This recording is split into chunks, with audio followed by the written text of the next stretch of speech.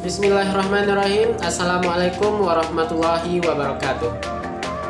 Salam sejahtera untuk kita semuanya. Semoga berada di dalam lindungan Allah Subhanahu wa Ta'ala. Bapak, Ibu, dan rekan-rekan yang saya hormati. Baiklah, pada kesempatan kali ini kami akan mempresentasikan hasil diskusi yang berjudul tentang ERP System. Pada kesempatan kali ini kami beranggotakan 2 orang. Yang pertama, saya sendiri Azisman dan akan dibantu oleh rekan saya Sahra Matra. Baiklah, untuk yang pertama kita masuk kepada pengertian dari ERP itu sendiri. Sistem ERP merupakan paket perangkat lunak modul ganda yang berkembang, terutama dari sistem perencanaan sumber daya manufaktur tradisional. Tujuan dari ERP ini adalah untuk mengintegrasikan proses kunci organisasi seperti order entry, manufaktur, pengadaan dan hutang dagang, penggajian, serta sumber daya manusia. Nah, dengan demikian, satu sistem komputer dapat melayani kebutuhan unik masing-masing area fungsional. Yang merancang satu sistem yang melayani setiap orang adalah usaha dengan proporsi besar. Nah, di bawah model ini, setiap area fungsional atau departemen memiliki sistem komputer sendiri yang dioptimalkan sesuai dengan fungsinya di dalam bisnis sehari-hari. Selain itu, sistem ERP juga mendukung arus informasi yang mulus dan lancar di seluruh organisasi dengan menyediakan lingkungan standar untuk proses bisnis perusahaan dan database operasional umum yang mendukung komunikasi. Untuk materi selanjutnya, kita masuk kepada aplikasi inti ERP. Nah, ERP ini memiliki fungsi yang terbagi ke dalam 2 kelompok. Yang pertama, aplikasi inti dan fungsi dari aplikasi analisis bisnis. Nah, aplikasi inti ini adalah aplikasi yang secara operasionalnya mendukung aktivitas bisnis sehari-hari. Jika aplikasi ini gagal, begitu juga bisnisnya. Nah, aplikasi inti yang umum termasuk, namun tidak terbatas pada penjualan dan distribusi, perencanaan bisnis, perencanaan produksi, kontrol toko, dan logistik. Aplikasi inti ini juga disebut sebagai aplikasi pemrosesan transaksi online atau OLTP. Nah, perencanaan bisnis ini juga terdiri dari peramalan permintaan, perencanaan produksi produk, dan perincian informasi routing yang menggambarkan urutan dan tahapan proses produksi aktual. Kapasitas perencanaan dan perencanaan produksi bisa sangat kompleks. Oleh karenanya, beberapa ERP ini menyediakan alat simulasi untuk membantu manajer memutuskan bagaimana menghindari kekurangan bahan, tenaga kerja, atau fasilitas pabrik. Selanjutnya pada bagian yang ketiga, yaitu bagaimana pengolahan analitik online. Nah, ERP itu lebih dari sekedar sistem pemrosesan transaksi yang rumit. Ini adalah alat pendukung keputusan yang memasok manajemen dengan informasi real time dan memungkinkan keputusan tepat waktu yang diperlukan untuk meningkatkan kinerja dan mencapai keunggulan kompetitif. Nah, pengolahan analitik online atau OLAP ini mencakup dukungan keputusan, permodelan, pencarian informasi, pelaporan analisis ad hoc, dan analisis bagaimana jika beberapa ERP mendukung fungsi ini dengan modul spesifik industri mereka sendiri yang dapat ditambahkan ke dalam sistem inti. Namun, analisis aplikasi bisnis yang diperoleh atau diturunkan, keduanya penting bagi fungsi sukses mereka sebagai gudang data. Sebuah gudang data itu adalah database yang dibangun untuk pencarian cepat, pencarian permintaan ad hoc, dan kemudahan penggunaan. Nah, data ini biasanya diekstraksi secara berkala dari database operasional atau dari layanan informasi publik. Selanjutnya, kita masuk kepada bagian konfigurasi sistem ERP. Untuk yang pertamanya yaitu konfigurasi server, yang mana sebagian besar sistem ERP ini didasarkan pada model client server. Model client server itu adalah bentuk topologi jaringan di mana komputer atau terminal pengguna mengakses program ERP dan data via komputer host yang disebut server. Server ini mungkin terpusat, namun klien biasanya berada di beberapa lokasi di seluruh perusahaan. Nah, terdapat dua arsitektur dasar di dalam model konfigurasi server ini, yaitu model 2-tier dan model 3-tier. Model 2-tier atau model 2-tier ini, di dalam model 2-tier yang khas, server ini menangani aplikasi dan tugas database. Komputer klien itu bertanggung jawab untuk menyajikan data kepada pengguna dan memasukkan pengguna kembali ke server. Namun beberapa vendor dari ERP ini menggunakan pendekatan ini untuk aplikasi jaringan area lokal atau LAN yang permintaan servernya terbatas pada populasi pengguna yang relatif kecil. Kemudian, untuk model 3-tier, di mana fungsi database dan aplikasi itu dipisahkan. Arsitektur ini khas dari sistem ERP besar yang menggunakan WAN atau Wide Area Network untuk konektivitas antar pengguna, yang memuaskan permintaan klien yang membutuhkan 2 atau lebih koneksi jaringan, di mana awalnya klien membangun komunikasi dengan server aplikasi. Nah, server aplikasi ini kemudian memulai koneksi kedua server database. Selanjutnya, OLTP versus OLAP server. Nah, saat menerapkan sistem ERP yang akan mencakup data warehouse, diperlukan perbedaan yang jelas antara jenis pemrosesan data yang bersaing, yaitu OLTP dan OLAP. Nah, peristiwa OLTP itu terdiri dari sejumlah besar transaksi yang relatif sederhana, seperti memperbarui catatan akuntansi yang tersimpan di dalam beberapa tabel terkait. Misalnya saja, sistem pemasukan pesanan mengambil semua data yang berkaitan dengan pelanggan tertentu untuk memproses transaksi penjualan. Nah, data yang relevan dipilih dari tabel pelanggan, tabel faktur, dan tabel item-item rinci. Setiap tabel itu berisi kunci tertanam yang digunakan untuk menghubungkan baris di antara tabel yang berbeda. Nah, aktivitas pemrosesan transaksi yang melibatkan pembaruan saldo pelanggan saat ini akan memasukkan catatan baru ke dalam tabel invoice dan line item. Jadi, hubungan antara catatan dalam transaksi OLTP seperti itu pada umumnya sederhana, dan hanya beberapa catatan yang benar-benar diambil atau diperbaharui dalam satu transaksi tunggal.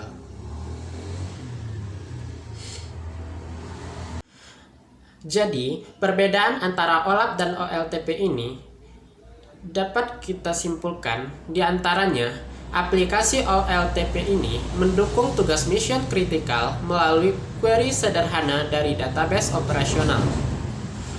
Sedangkan aplikasi OLAP itu mendukung tugas kritis manajemen melalui penyelidikan analitis terhadap asosiasi data kompleks yang tertangkap di gudang data. Nah, OLAP dan OLTP ini memiliki persyaratan khusus yang berada di dalam konflik langsung, di mana server OLAP ini mendukung operasi analisis umum yang termasuk di dalamnya konsolidasi, drill down, dan switching dan dissing. Selanjutnya, konfigurasi basis data, di mana sistem ERP ini terdiri dari ribuan tabel database. Nah, setiap tabel itu dikaitkan dengan proses bisnis yang dikodekan ke dalam ERP. Tim implementasi ERP yang mencakup penggunaan kunci dan profesional teknologi informasi memilih tabel dan proses database yang spesifik dengan mengatur switch di sistem. Pengguna menentukan bagaimana semua switch itu perlu diatur untuk konfigurasi tertentu yang memerlukan pemahaman mendalam tentang proses yang ada yang digunakan dalam mengoperasikan bisnis. Selanjutnya, bug on software. Nah, banyak organisasi yang telah menemukan bahwa perangkat lunak ERP saja tidak dapat mendorong semua proses perusahaan. Nah, perusahaan-perusahaan ini menggunakan berbagai perangkat lunak bolt-on yang disediakan oleh vendor pihak ketiga. Keputusan untuk menggunakan perangkat lunak bolt-on itu memerlukan pertimbangan yang cermat. Pendekatan yang paling beresikonya adalah memilih bolt-on yang didukung oleh vendor ERP. Beberapa organisasi yang bagaimanapun mengambil pendekatan yang lebih independen. Untuk materi selanjutnya akan dilanjutkan oleh rekan saya Sahra Matra. Kepada Sahra dipersilakan. Baiklah, saya akan melanjutkan presentasi dari rekan saya. Poin selanjutnya di sini adalah risiko terkait dengan implementasi ERP. Nah, manfaat ERP bisa menjadi sangat signifikan, namun tidak pernah terbebas dari risiko bagi organisasi. Nah, pada bagian ini kita akan membahas beberapa masalah risiko yang perlu dipertimbangkan dalam sistem ERP. Yang pertama yaitu implementasi Big Bang versus phase-in. Nah, menerapkan sistem ERP memperhatikan perubahan cara organisasi melakukan bisnis dibandingkan dengan teknologi.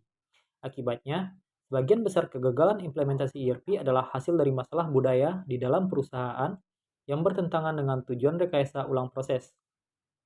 Nah, strategi penerapan sistem ERP untuk mencapai tujuan ini mengikuti dua pendekatan.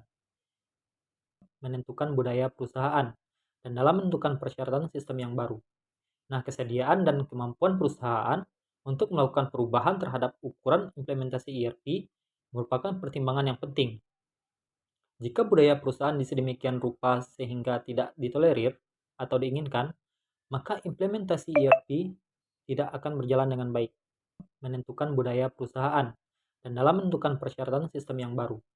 Nah, kesediaan dan kemampuan perusahaan untuk melakukan perubahan terhadap ukuran implementasi ERP merupakan pertimbangan yang penting. Jika budaya perusahaan sedemikian rupa sehingga tidak ditolerir atau diinginkan, maka implementasi ERP tidak akan berjalan dengan baik. Menentukan budaya perusahaan dan dalam menentukan persyaratan sistem yang baru. Nah, kesediaan dan kemampuan perusahaan untuk melakukan perubahan terhadap ukuran implementasi ERP merupakan pertimbangan yang penting. Jika budaya perusahaan sedemikian rupa sehingga tidak ditolerir atau diinginkan, maka implementasi ERP tidak akan berjalan dengan baik. Nah, budaya teknologi juga harus dinilai. Organisasi yang kekurangan staf pendukung teknis untuk sistem yang baru atau tidak biasa dengan teknologi komputer menghadapi kurva belajar yang lebih curam dan hambatan yang lebih besar terhadap penerimaan staf oleh sistem. Selanjutnya yaitu memilih ERP yang salah. Nah, karena sistem ERP adalah sistem dari pabrik, pengguna perlu menentukan apakah ERP tertentu sesuai dengan budaya dan proses bisnis organisasi. Alasan umum dari kegagalan sistem ialah ketika ERP tidak mendukung satu atau lebih proses dari bisnis yang penting. Selanjutnya yaitu godness fit. Nah, manajemen perlu memastikan bahwa ERP yang mereka pilih benar-benar dibutuhkan untuk operasional perusahaan. Tidak ada satupun sistem ERP yang mampu memecahkan semua masalah dari semua organisasi.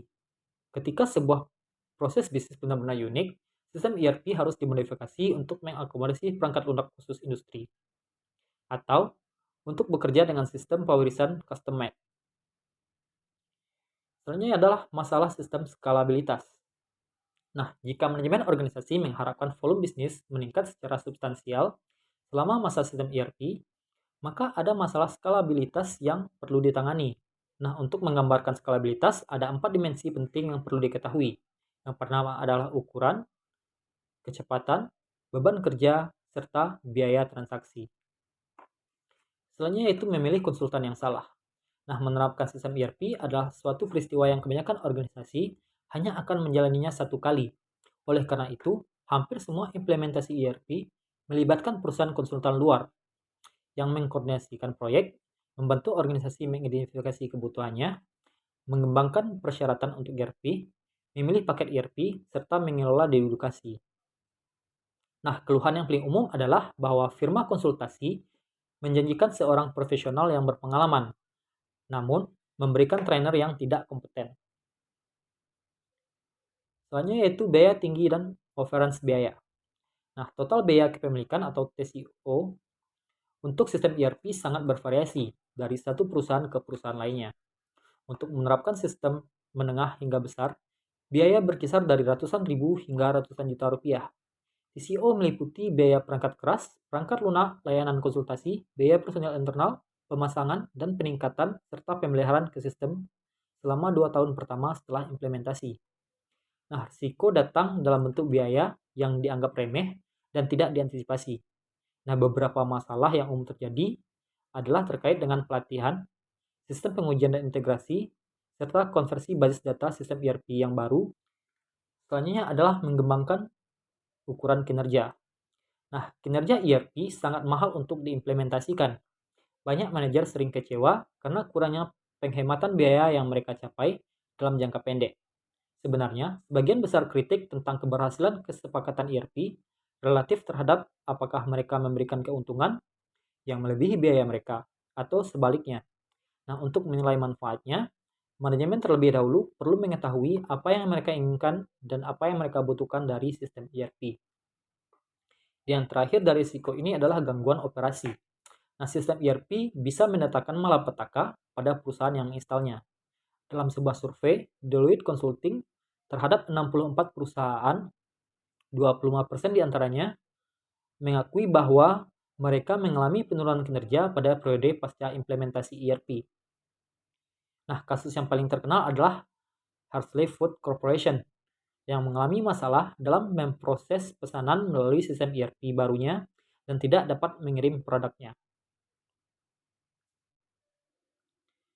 Poin selanjutnya adalah implikasi untuk pengendalian internal dan auditing. Nah, dalam hal ini ada beberapa poin yang perlu diketahui. Yang pertama adalah otorisasi transaksi. Nah, manfaat utama dari sistem ERP adalah arsitektur modul terpadu. Struktur ini bagaimanapun juga menimbulkan masalah potensial untuk otorisasi transaksi. Nah, karena orientasi ERP real time, mereka lebih bergantung pada kontrol terprogram daripada investasi manusia seperti halnya sistem warisan. Tantangan bagi auditor dalam memverifikasi otorisasi transaksi adalah untuk mendapatkan pengetahuan rinci tentang konfigurasi sistem ERP serta pemahaman menyeluruh tentang proses bisnis dan arus informasi antar komponen sistem. Yang kedua yaitu pemisahan tugas. Keputusan operasional dalam organisasi berbasis ERP didorong turun ke titik sedekat mungkin dengan sumber acara. Nah, proses manual yang biasanya membutuhkan pemutusan hubungan kerja, oleh karena itu seringkali dihilangkan dalam lingkungan ERP. ERP memperkuat banyak fungsi bisnis yang berbeda, seperti order entry, billing, dan debt di bawah satu sistem terintegrasi. Nah, organisasi yang menggunakan sistem ERP harus menetapkan perangkat keamanan, audit, dan kontrol baru untuk memastikan bahwa tugas yang dipisahkan telah benar. Selanjutnya adalah pengawasan. Filosofi ERP yang diberdayakan karyawan seharusnya tidak menghilangkan pengawasan sebagai pengendalian internal. Sebaliknya, ia harus memberikan manfaat efisiensi yang besar. Pengawas harus memiliki lebih banyak waktu untuk mengelola lantai toko dan melalui kemampuan pemantauan yang disempurnakan, meningkatkan jangkauan kontrol mereka. Lalu catatan akuntansi. Nah, sistem ERP memiliki kemampuan untuk merampingkan keseluruhan proses pelaporan keuangan. Nah, sebenarnya banyak organisasi bisa dan menutup buku mereka setiap hari. Data OLTP dapat dimanipulasi dengan cepat untuk menghasilkan entry buku besar, ringkasan piutang dan hutang, serta konsolidasi keuangan untuk pengguna internal dan eksternal. Nah, kontrol batch tradisional dan jalur audit tidak lagi diperlukan dalam banyak kasus. Risiko ini dikurangi dengan akurasi data yang lebih baik melalui penggunaan nilai default, pengecekan silang, dan tampilan data pengguna tertentu. Selanjutnya adalah verifikasi independen. Karena sistem ERP menggunakan OLTP, kontrol verifikasi independen tradisional seperti rekonsiliasi nomor kontrol, batch, tidak banyak berguna. Demikian pula, proses rekayasa ulang untuk meningkatkan efisiensi juga mengubah sifat verifikasi independen. Sistem ERP dihilangkan dengan kontrol dan dapat dikonfigurasi untuk menghasilkan laporan kinerja yang harus digunakan sebagai alat penilaian. Selanjutnya adalah kontrol akses. Nah, keamanan akses adalah salah satu masalah kontrol yang paling penting dalam lingkungan ERP. Tujuan pengendalian akses ini adalah menjaga kerahasiaan, integritas, dan ketersediaan data. Dan yang terakhir adalah model kontrol akses tradisional. Nah, secara tradisional, pemilik sumber daya sistem memberikan hak istimewa kepada pengguna berdasarkan tingkatan kepercayaan dan uraian tugas individu. Kontrol akses biasanya dicapai melalui daftar kontrol di dalam aplikasi pengguna. Nah, daftar kontrol akses menentukan ID pengguna, sumber daya yang tersedia bagi pengguna, dan tingkat izin yang disediakan seperti baca, edit, atau dibuat. Nah, poin selanjutnya adalah Role-Based Access Control atau RBAC. Nah, lebih dari satu individu dapat ditugaskan ke peran dan perangkat yang telah ditentukan sebelumnya. Selain itu, seorang individu dapat diberikan lebih dari satu peran, namun mungkin masuk ke sistem hanya dengan satu peran dalam satu waktu. Dengan demikian, RABC ini dengan mudah menangani banyak hubungan antara pengguna dan perizinan dan memfasilitasi penanganan yang efisien dengan sejumlah besar karyawan. Selanjutnya itu pertimbangan keamanan SAP. Nah, ERP hadir dengan peran yang telah ditentukan sebelumnya, dengan izin yang telah ditentukan sebelumnya. Administrator dan pengelola jalur juga dapat membuat peran baru, mengubah peran yang ada, dan menghapus peran yang tidak lagi diperlukan. Nah, membuat peran melibatkan atau mendefinisikan atribut peran sebagai berikut. Yang pertama adalah tanggung jawab bisnis yang ditetapkan untuk melakukan dalam peran. Yang kedua itu kompetensi teknis yang dibutuhkan untuk melakukan peran. Dan yang ketiga itu transaksi khusus yang diperlukan untuk melakukan tanggung jawab yang dinyatakan. Poin selanjutnya adalah masalah pengendalian internal terkait dengan peran ERP. Nah, meskipun RBAC ini adalah mekanisme yang sangat baik untuk mengelola kontrol akses secara efisien, proses pembuatan, modifikasi, dan pemindahan peran merupakan masalah pengendalian internal yang menyangkut manajemen dan juga auditor. Nah, ada beberapa hal yang menyoroti masalah utama dalam hal ini. Yang pertama itu penciptaan peran yang tidak perlu. Dasar dari RBAC adalah untuk menyediakan akses sesuai dengan kebutuhan organisasi yang berasal dari tugas yang didefinisikan dan bukan keinginan dari individu. Manajer di lingkungan ERP memiliki pertimbangan yang penting untuk menciptakan peran baru bagi individu. Hal ini dapat dilakukan untuk karyawan yang membutuhkan akses terhadap sumber daya untuk proyek. Dan yang kedua itu terciptanya peran yang tidak perlu. Izin harus diberikan hanya berdasarkan kebutuhan. Namun pengguna ERP cenderung mengumpulkan izin yang tidak dibutuhkan dari waktu ke waktu. Hal ini sering terjadi karena beberapa masalah, seperti manajer gagal melakukan perawatan yang memadai dalam memberikan izin sebagai bagian dari peran mereka. Yang kedua itu manajer cenderung lebih baik mengeluarkan hak istimewanya daripada menghapusnya. Dan yang ketiga itu pantau peran pemberian dan izin kegiatan lisensi. Nah, manajemen RBAC yang efektif memerlukan prosedur yang memantau terciptanya peran dan perizinan untuk memastikan kepatuhan terhadap tujuan pengendalian internal. Nah, sistem ini memungkinkan manajer untuk beberapa hal. Yang pertama yaitu lihat inventaris peran terkini dan historis, izin yang diberikan dan individu yang ditugaskan untuk peran. Yang kedua itu mengidentifikasi hak akses dan pelanggaran yang tidak perlu atau tidak tepat dari tugas. Yang ketiga itu verifikasi bahwa perubahan terhadap peran dan hak-hak telah berhasil dilaksanakan. Poin terakhir di sini adalah perencanaan kontingensi. Nah, implementasi ERP menciptakan lingkungan dengan satu titik kegagalan yang menempatkan organisasi pada risiko dari kegagalan peralatan, sabotase, atau bencana alam. Nah, untuk mengendalikan risiko ini, sebuah organisasi memerlukan rencana kontingensi yang efektif yang dapat dilakukan segera jika terjadi bencana. Nah, perusahaan yang merupakan unit organisasi otonom dan tidak berbagi pelanggan, umum, pemasok, atau lini produk sering memilih untuk menginstal server regional. Nah, pendekatan ini memungkinkan pemrosesan independen dan penyebaran risiko yang terkait dengan kegagalan server. Misalnya, BP Amoco menerapkan SAP R3 menjadi 17 kelompok bisnis yang terpisah. Baiklah, sekian presentasi dari kami. Saya ucapkan Assalamualaikum warahmatullahi wabarakatuh.